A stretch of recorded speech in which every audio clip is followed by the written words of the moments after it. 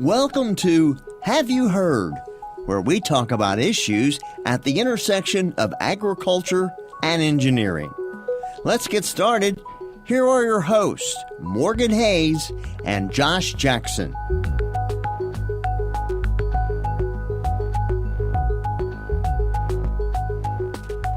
Okay, this is the Have You Heard podcast, episode test number 6.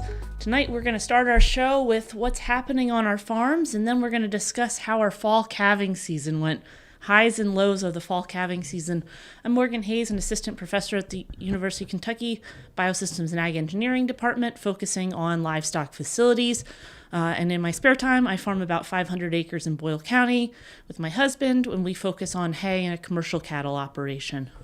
And I'm Josh Jackson. I'm a assistant professor in agriculture engineering, focusing on precision livestock farming. And I farm in Mercer County, focusing on hay production and raising Angus cattle. Yeah, so I think, Josh, let's start today with just a little update about what's been happening on the farm this last week, what we've been busy doing. So a little bit trying to just clean up the farm, going around, checking fence lines, actually putting cows into one of our hay pastures. We kind of have a dual-use hay and pasture field, so we put the cows into there and just pretty much trying to extend the grazing season as much as possible, moving cows, vaccinating, and just getting ready for, we have the fall breeding coming up here. So we're getting our seeders, getting our semen, everything else ready to be able to breed cows come Black Friday. Awesome. Well, that sounds like it's a pretty busy month for you coming up and a lot going on, just sort of getting ready for that to happen. So on our farm, we're also doing some of our fall vaccinations. We've worked all of our spring calving groups and weaned those calves just over a week ago now. So we're getting all those calves on to feed really good, keeping an eye on them, especially with this weather change that we've had, this colder weather, making sure that those younger calves that are just getting weaned, that they don't get too sick, which is a risk at this time of year. The other things we're doing is working on some fencing still. It is an ongoing process on our farm to keep that fencing going. And last but not least, just doing some work. We actually have a couple steers that we're working on feeding out to process. So our last group has already gone off to process, but our younger group has come in off of grazing, and they're going on to hay and feed to try and finish them out in the next maybe 2.5 months. Okay. They're actually a little bit bigger than we expected. They did really well this summer, but that's also keeping us honest here, making sure that we get those animals with a little bit of fat on them. So Well, it was a good year. We actually had some rain in the fall, so we actually, stockpiling grass was actually a little easier this year. It was a good year for stockpiling grass. It was a good year for grazing. We really had pretty substantial rain, or at least consistent rain throughout the summer, which has been really nice. We still have a lot of cattle out grazing as well, similar to you. And we're just working on trying to extend that grazing season as long as possible. So while you're working your cows, you go ahead and pregnancy test. So we did some of ours and found a couple that were open. So we kind of pregnancy test now if there are cows who want to switch. It's either time to sell them or it's time to switch them to the fall. Yep, we actually did the same thing. We did. We pulled blood on all of our cattle on our spring groups to see who was bred and who wasn't bred. We are actually going to send a group of cows off this weekend that were open. We made some decisions. There's a couple heifers, second calf cows that didn't come back bred, but they didn't get extra feed. They've been in with our older cows, and it's a little bit more difficult for them. So a couple of them, depending on the quality of the calf and how we manage them, maybe got a pass, but everything else got cold this year. It's been a tough year for those cows. Not a lot of forgiveness on our farm this year. So okay. Yeah. We're a little bit more flexible.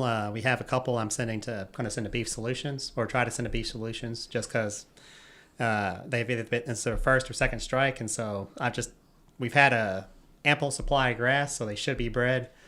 And then the other ones, there's one or two, I was like, she's a little younger, she might have been a little smaller, so I'll go ahead, and if it's a heifer, I'm giving them a pass. Okay, yeah, so sort of similar. So Beef Solutions, that's a pretty interesting option here in the state, which I think some people know about, but some people don't. So that's an option for you to sell your cull cows. And cull cows only, not steers or beef bulls. It's just really for cull cows. They send them up and they take them and process them a hamburger, and they sell it to all the local Krogers here. around it, I guess, in Louisville and Lexington and just across the state for Kentucky beef. Yeah, I think it's nice that we're actually selling Kentucky beef in the state and that we've found a marketing for cull cows, because otherwise this is a hard market because they ship so far that the price that we get here in Kentucky can be a little bit lower than in some other states. So certainly some benefits there for producers. So that was sort of an update on how our spring calving groups have gone. But our fall calving just ended. So for us, our fall calving ends middle of October, sometimes around the 20th of October. Ironically, this year, my mother's birthday is October 24th. So we had our final steer show up on the 24th. And anytime I have a calf come out of the normal season and it matches up with a birthday of someone in the family, it gets named for that person. So I've got a steer named Karen currently on the farm. But we need to do our highs and lows of the calving season because we are officially done with calving for the fall. So for ours, we have one more animal, and so that one we'll try to get her still with the group. She won't be synchronized, but we'll have her probably synchronized. We'll try to synchronize her right around Christmas, so we still want her to be with the fall group. Okay. But everybody else is calved. We had a fairly successful calving season. We lost 2, and it's just due to natural circumstances, calving problems. And then we sold a couple as well. So, 2 out of about 46, not ideal. I would like it to have that to be 0 or 1, but it's just, we have some issues. It was primarily calving difficulties. We watched her, weren't able to get to her as soon as possible. Yeah, we had sort of similarly on the negative side, we had one calf come dead, and a little bit of dystocia issues with that cow. Unfortunately, just her personality and some things, we weren't sure what was happening, and we waited a little too long to get her up. But one calf came dead, and then we also had a calf come, people will use the term stupid, just Yep. a little bit young, a little bit naive, not quite as good at nursing. Fortunately, the mother is a good mother. We tried to pull her off and put the calf on a bottle just to try and get it healthy. And the mother was so upset about it that we actually brought them both up into a small lot and got her nursing on the mother, kept the mother calmer. Fortunately, that's healthier for the mother as well when that happens. So, excuse me. So that was maybe a negative and a positive. I don't know if that's a high or a low, but for us not to have a bottle calf is certainly a high. Having a calf that we had to work with for a couple weeks is a low. We did have some, for us, a challenge was we did have some diarrhea of late on the later calving. And so that was a challenge. I think we pretty much avoided it most of the season. We kind of rotate between the pastures. But as we're calving, here we got to the later stages and we had a couple of Heifers. Most of them were given the E. coli shot. And that prevents a lot of issues, we feel like. But this last set, we had the Heifers up. We were doing some vaccinations, but we forgot to actually get them fully vaccinated. So they had their 2 shots, but we thought we could possibly give them a third just because of the way everything fell. And so that's one thing we kind of look back. It's like, yeah, we had some E. coli problems just to, kind of the last little bit. And so, yeah, that'd be something we could change for next year. Is just make sure we keep a vigilant watch on them and try to maybe even give them that extra, it's extra vaccine, but I think it's definitely worth it, I think. Yeah, I think that is an interesting comment. We actually, maybe this is a high and not a low, but we actually had a very early group on calving. We had, out of our 46 cows, we had 42 on the ground in the first month.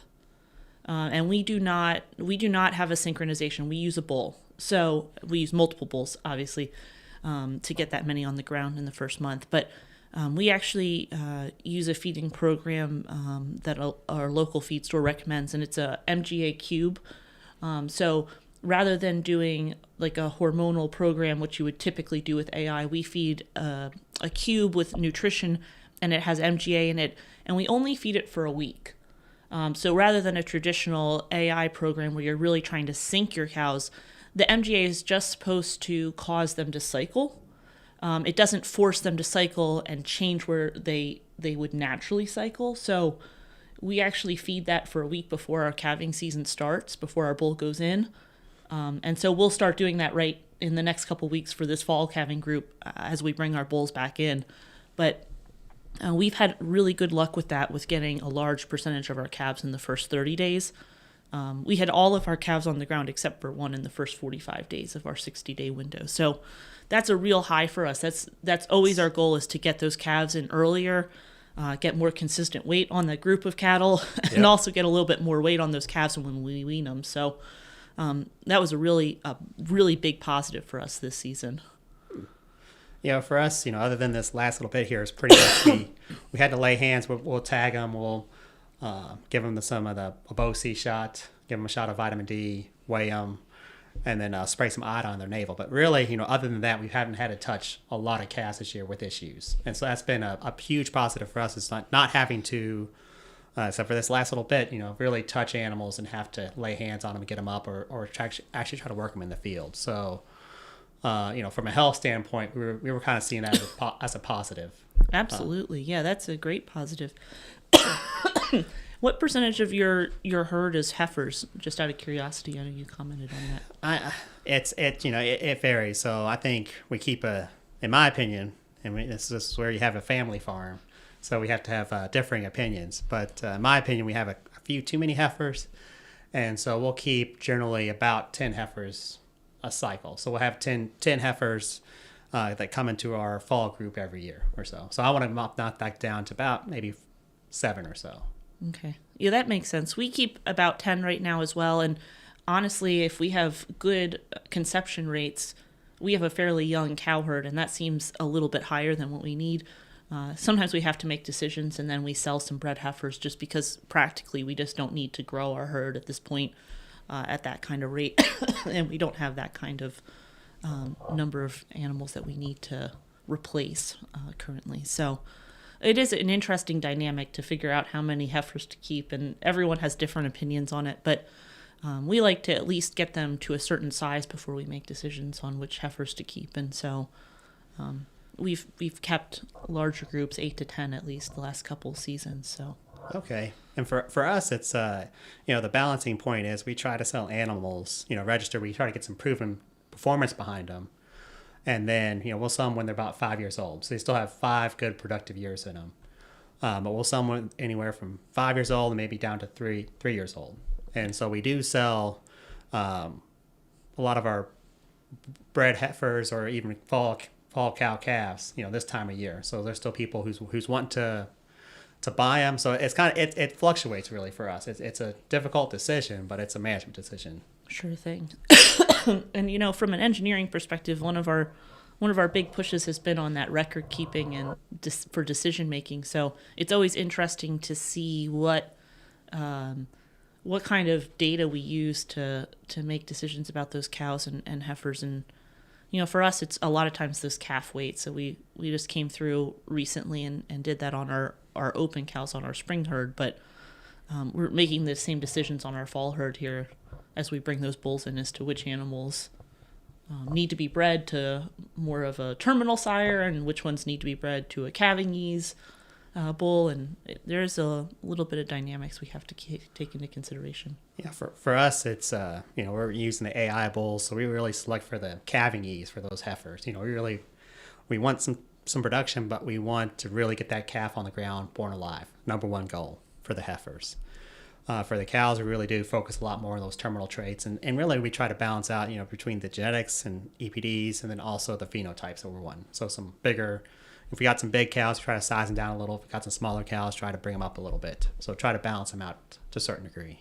It's very interesting, and with AI, you have a lot more options and can be a little bit more selective on matching a cow with a certain set of traits from the sire line side, which is nice.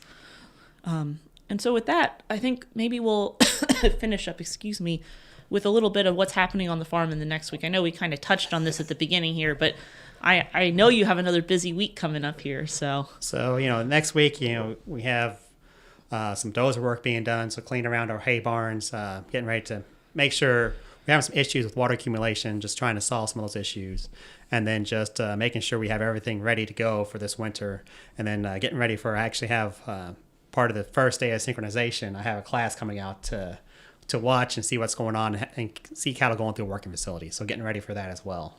So when you say you have water issues around the barn, just for those people that don't know, how are you going to try and divert water? Are you just getting different slopes on your grounds? Or are you adding some French drains or So, originally, areas? we thought about adding a French drain, but we eventually decided on it was kind of the right price and the person available to come out was just actually, and we had it cut. We had the French drain cut. It was just getting the rock out there and getting the time to put in the French drain. We actually put in just sloping away, have it slope away from the barn, get a nice wide area for the water to disperse and not really accumulate, but still not create a trench as it's running away from the barn. So doing some just earthwork and trying to have a general slope away from the barn, but then goes to a flat area where it can dissipate some of that energy. So just getting a good slope to the diversion of water. Well, that sounds like a pretty good project to work on. We'll be, excuse me, we're moving around our cows a little bit right now, getting all of our groups sort of oriented where we want them for the wintertime. So as we sort of run out of grass in certain places, we're moving groups. So that's probably one of our big goals in the next week. I actually have a lot of extension meetings in the next week as well. So, and interestingly, this is, not on the farm related, but I have an engineer coming in from out of state, and we're going to go see a couple cattle confinement barns and actually feeder confinement barns on Monday. So that'll be really interesting. Some people that are feeding stillage to their cattle to try and get some weight on those steers and heifers that they're trying to fatten out. So I'm kind of excited to see a couple more barns. It's always interesting to see what different producers are doing. And this is certainly the time of year when I get a lot of questions about cattle barns. So it's kind of nice to see some different operations and have some different designs in the back of my head for when people ask questions. About what they should put in. Absolutely. Everyone wants to know what to put in, and I don't always have a good answer, but as cost effectively as possible. Cheaply as possible, I think that's the correct term. And with that, we'll end our podcast for the day, and we'll be back next week. Have You Heard is a